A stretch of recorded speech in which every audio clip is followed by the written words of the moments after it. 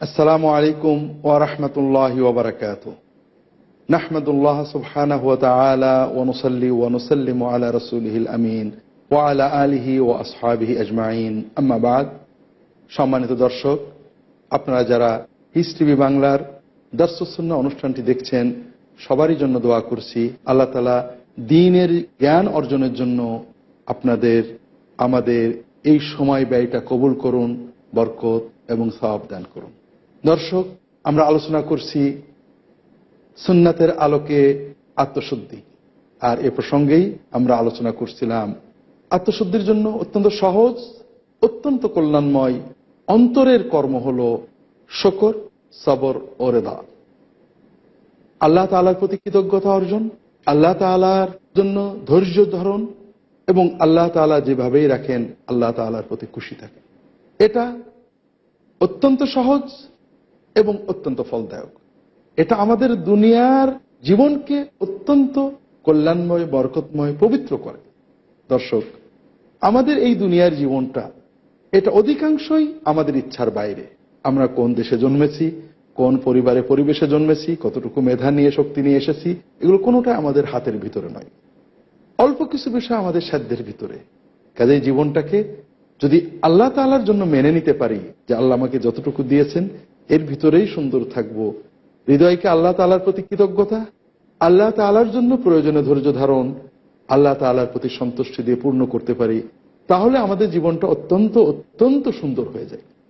এজন্যই আমরা যেখানেই থাকি না কেন, যে অবস্থায় থাকি না কেন, আল্লাহ তাআলার প্রতি কৃতজ্ঞতা অনুভব করতে হবে, আল্লাহর নিয়ামতগুলো স্মরণ করতে হবে, কষ্ট হলে ধৈর্য ধারণ করতে হবে। কষ্ট তো কষ্টই, কষ্টকে আমরা অস্বীকার করব না, কষ্ট হচ্ছে, কিন্তু আল্লাহ দিয়েছেন, এর ভিতরে নিশ্চয়ই কল্যাণ আছে, আর এর ভিতরে তো নিশ্চিত আখিরাতের কল্যাণ আছে। কারণ মুমিন দুনিয়ার জীবনে যে কষ্টই পাক, আল্লাহ তাআলা তার জন্য আখিরাতে ফল দেবেন, আমরা অনেক হাদিস থেকে জেনেছি। আর আল্লাহ তাআলা আমাকে যে অবস্থায় রাখেন সেই অবস্থায় খুশি থাকাই তো বান্দার দায়িত্ব, এগুলো আমাদের অর্জন করতে হবে। দর্শক, এরপরে যে সহজ সুন্দর নেক আমল, অন্তরের আমল, আমাদের অন্তরকে, আত্মাকে পরিশুদ্ধ করে আল্লাহর প্রেম দিয়ে হৃদয় ভরে দেয়, আখিরাতে জান্নাত নিশ্চিত করে, সেটা হলো হিংসা মুক্ত ভালোবাসা, কল্যাণ কামনা সকলের জন্য। দর্শক, ঈর্ষা, হিংসা, অন্যের নিয়ামতে নিজের ভিতরে কষ্ট পাওয়া, অন্যের নিয়ামত চলে যাক এরকম ধারণা করা, অন্যের কষ্টে আনন্দ পাওয়া, অথবা কোনো মুসলমানের প্রতি শত্রুতা পোষণ করা, এগুলো ভয়ঙ্কর পাপ। এগুলো হৃদয়কে সবচেয়ে বেশি কলঙ্কিত করে, ময়লা করে। আর হিংসামুক্ত হৃদয় লালন করা, এটা আল্লাহ তাআলার প্রিয়তম ইবাদত। সহজেই আমরা আল্লাহ তাআলার অনেক নিয়ামত পেতে পারি। আল্লাহ রাসূল সাল্লাল্লাহু আলাইহি ওয়াসাল্লাম বলছেন, আদ-দীনুন নসিহা, দ্বীন হলো নসিহত। আমরা সাধারণভাবে বাংলায় নসিহত বলতে উপদেশ বুঝি, এটাও নসিহতের একটা অংশ। তবে আরবিতে নসিহত অর্থ হলো কল্যাণ কামনা, ভালো চাওয়া, সকলের জন্য ভালো চাওয়া, সকলের কল্যাণ কামনা, এটাই হলো দ্বীন। সাহাবায়ে কেরাম প্রশ্ন করলেন, লিমান ইয়া রাসূলুল্লাহ, এই কল্যাণ কামনা, মঙ্গল কামনা কার জন্য হবে? তখন রাসূলুল্লাহ সাল্লাল্লাহু আলাইহি ওয়াসাল্লাম বললেন, লিল্লাহি ওয়া লিরাসূলিহি ওয়া লিকিতাবিহি ওয়া লিআইম্মাতিল মুসলিমিন ওয়া লিআম্মাতিহিম। রাসূলুল্লাহ সাল্লাল্লাহু আলাইহি ওয়াসাল্লাম বললেন, তোমার কল্যাণ কামনা হবে আল্লাহর জন্য, আল্লাহ রাসূলের জন্য, তার কিতাবের জন্য, মুসলিম সমাজের নেতৃবৃন্দের জন্য, সকল মুসলমানের জন্য। দর্শক, আমরা আল্লাহর দ্বীনের মঙ্গল কামনা করব, দ্বীনের কল্যাণ চাবো। আমার অন্তর দ্বীনের কল্যাণের জন্য অস্থির হবে, দ্বীনের কল্যাণ দেখলে খুশি হবে, দ্বীনের অকল্যাণ দেখলে অন্তর ব্যথিত হবে। আল্লাহ রাসূল সাল্লাল্লাহু আলাইহি ওয়াসাল্লাম তার সুন্নতের উন্নতি দেখলে মনটা ভালো লাগবে, বিপর্যয় দেখলে কষ্ট লাগবে। আমার অন্তর মুসলিম সমাজের নেতৃবৃন্দের জন্য কল্যাণ চাইবে, তারা বিপদগামী হলে কষ্ট লাগবে, তারা আল্লাহর পথে চললে ভালো লাগবে, সকল মুসলমানের কল্যাণ চাই। দর্শক, দ্বীনের এই গুরুত্বপূর্ণ বিষয়টি আমরা অনেক অবহেলা করে ফেলেছি। কল্যাণ কামনা করতে তো টাকা পয়সা লাগে না, কল্যাণ কামনা করতে শ্রম লাগে না, শুধু অন্তরকে পরিশীলিত করতে হয়, একটু চেষ্টা করতে হয়। দর্শক, বর্তমান সময়ে মুসলিম উম্মার সমাজগুলো শতধা বিভক্ত ছোট ছোট দলে, ধর্মীয় দলে, সামাজিক দলে, রাজনৈতিক দলে বিভক্ত হয়ে আমরা কল্যাণ কামনার চেতনা হারিয়ে ফেলেছি। আল্লাহর দ্বীনের কল্যাণ কামনা আমাদের উদ্দেশ্য নয়। এমনকি যারা দ্বীন পালন করছি, দ্বীনের কল্যাণের নামে প্রত্যেকে নিজের ব্যক্তিগত মত বা দলের কল্যাণ কামনা করছি। সমাজে লক্ষ লক্ষ কোটি কোটি মুমিন দিন পালন করছেন না, পাপে লিপ্ত হয়ে যাচ্ছেন, যুবকেরা ধ্বংস হয়ে যাচ্ছে। এটা আমাদের হয়তো কষ্ট দিচ্ছে না, কিন্তু কষ্ট দিচ্ছে আমাদের মতের বাইরে কিছু মানুষ দিন পালন করছে। অর্থাৎ লক্ষ মানুষ নামাজ পড়ছে না, কোটি মুসলমান নামাজ সালাত আদায় করছেন না। এটাতে আমরা যতটুকু না কষ্ট পাচ্ছি, এর চেয়ে হয়তো কষ্ট পাচ্ছি একটা মানুষ সালাত আদায় করছে কিন্তু আমার পদ্ধতিতে নয়, জিকির করছে আমার পদ্ধতিতে নয়। আমরা তাহলে দ্বীনের কল্যাণ চাচ্ছি না, আল্লাহর কিতাবেরও কল্যাণ চাচ্ছি না, আল্লাহর দ্বীনেরও কল্যাণ চাচ্ছি না। আমাদের হৃদয় আসলে বন্দী হয়ে গেছে আত্মপ্রেমে, নিজের মতের কল্যাণ প্রসার চাচ্ছি। দ্বীন বলতে আমরা নিজেদের ইশতেহার, নিজেদের কর্মকে বুঝেছি। দর্শক, এই সীমাবদ্ধতার সুযোগ নিচ্ছেন যারা ইসলাম চাচ্ছেন না।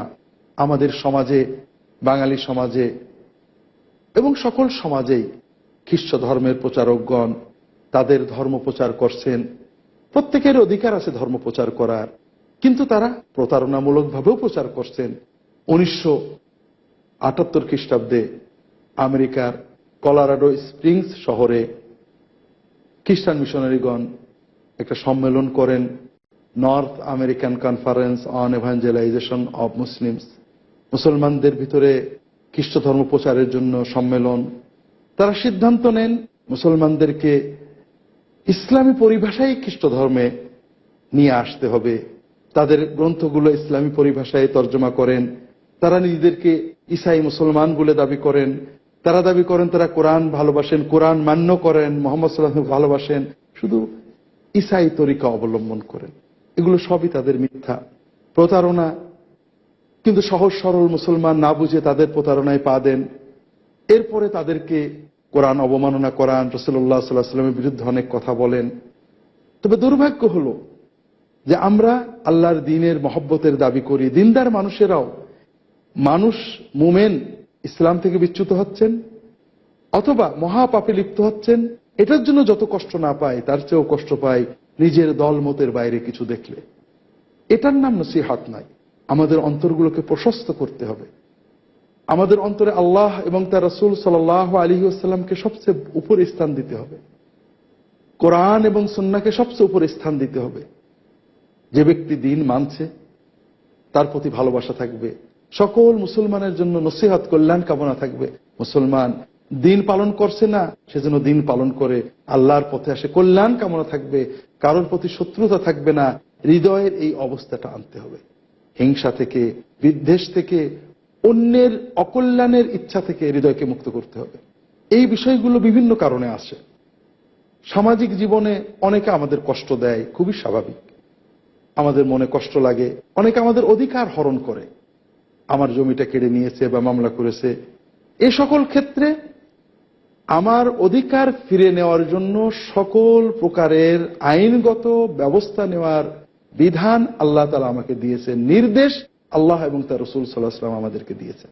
তবে আমার অধিকারের বাইরে তার অকল্যাণ কামনা করা, তার অমঙ্গল চাওয়া, এটার অধিকার আল্লাহ আমার দেননি। আমার জমি একজন কেড়ে নিয়েছেন বা নিতে চাচ্ছেন, আমি আমার জমি এটা বলবো, আইন প্রয়োগ করার চেষ্টা করব, আমার দলিল ডকুমেন্টগুলো পেশ করব, বিষয়টা তার নাই, তার এই দাবি মিথ্যা, এগুলো বলবো। কিন্তু তার বাড়িঘর পুড়ে যাক, তার সন্তান নষ্ট হোক, তার অমঙ্গলে খুশি হব বা অমঙ্গল কামনা করব বা তার বিরুদ্ধে আমি কুৎসা রটনা করব, এটা আল্লাহ তাআলা বৈধ করেননি। এজন্যই জাগতিক জীবনে যদি কেউ আমাদের কষ্ট দেয় আমরা ক্ষমা করব, না হলে মনে কিছু কষ্ট থাকবে, তার অমঙ্গল কামনা করব না। যদি আমাদের কোনো স্বার্থ তারা নষ্ট করেন, আমাদের সম্পদ নষ্ট করেন, আমি উদ্ধারের চেষ্টা করব। আমার স্বার্থ উদ্ধারের বাইরে তার কোনো অমঙ্গলের জন্য আমি ব্যস্ত হব না। তাহলেই আমরা ঈমানের মজা পেতে পারবো এবং আমাদের হৃদয়গুলো পরিষ্কার হবে। আর নসিহা, পরিচ্ছন্নতা, একদম ময়লা থেকে মুক্ত হওয়া, হৃদয়কে ময়লা থেকে মুক্ত করতে হবে সবার কল্যাণ কামনা দিয়ে।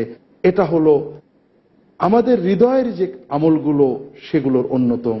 সম্মানিত দর্শক, আমরা জবানের কিছু, জিহ্বার কিছু সহজ কর্মের কথা আলোচনা করলাম, হৃদয়ের কিছু সহজ কর্মের কথা আলোচনা করলাম। দর্শক, আবার আমাদের বুঝতে হবে আল্লাহর প্রেম অর্জন করা, আত্মাকে পরিশুদ্ধ করা, এর চেয়ে সহজ কিছু আর নেই। এটা প্রতিটি মানুষই পারে, কোনো অতিরিক্ত যোগ্যতা লাগে না। লেখাপড়ায় ভালো করতে যোগ্যতা লাগে, সকল কর্মে সফল হতে যোগ্যতা লাগে। আল্লাহর প্রেম অর্জন করতে অতিরিক্ত যোগ্যতা লাগে না। আল্লাহ তাআলা যাকে যতটুকু যোগ্যতা দিয়েছেন এর ভিতরে সাধ্য মতো চেষ্টা করা লাগে। দর্শক, আল্লাহর প্রেম অর্জন করা, আত্মাকে পরিশুদ্ধ করা খুবই সহজ, কারণ আল্লাহ সহজেই খুশি হন। আল্লাহ বান্দাকে প্রেম করেন, তবে কিছু তো করতে হবে, চেষ্টা করতে হবে। আমার অন্তর কতটুকু ছুটেছে আল্লাহর দিকে, এটা আল্লাহ দেখতে চান।